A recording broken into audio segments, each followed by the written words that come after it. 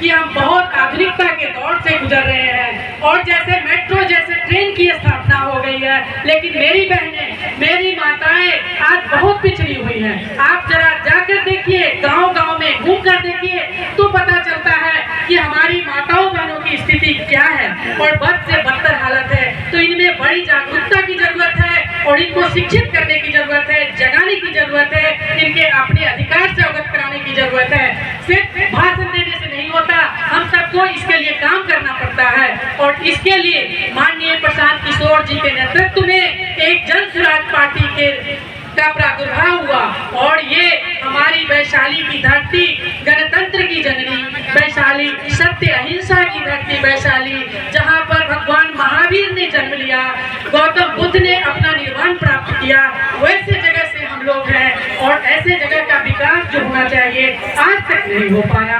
पर्यटन के दृष्टिकोण से अगर हम अपने वैशाली को देखें तो काफी पिछड़ा हुआ है और इस पिछड़ी स्थिति से सुधार लाने के लिए हम सबको अथक प्रयास करना पड़ेगा, तभी हम वैशाली का विकास कर पाएंगे। और सर्वप्रथम जो माननीय प्रशांत किशोर जी का एजेंडा है, शिक्षा के स्तर को ऊंचा करना, वो सबसे जरूरी बात है। अगर हम शिक्षित होंगे तो माँ सरस्वती की कृपा हमारे ऊपर होगी और सरस्वती की ताकत इतनी बड़ी ताकत होती है जिसको कोई भी नहीं बांट सकता, कोई भी नहीं ले सकता।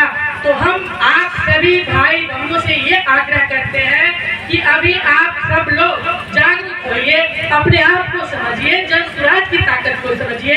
शुरू से ही रहा है कि प्रजातंत्र का ही यहाँ पर होता रहा है कि डेमोक्रेसी है। डेमोक्रेसी है कहाँ? जनता की सरकार जनता के द्वारा ही बनाई जाती है, लेकिन इसका कोई अब आज के डेट में नहीं हो पा रहा है। जैसा कि हम लोग देख रहे हैं कि विरोधियों ने, अब हम इस पर एक बात आप लोगों को बताना चाहेंगे शायरी के तौर पे, कि जैसे विरोधियों ने सारी हदें पार कर दी है, विरोधियों ने सारी हदें पार कर दी है, देश की इज्जत को तार तार कर दी है, देश की इज्जत को तार तार कर दी है।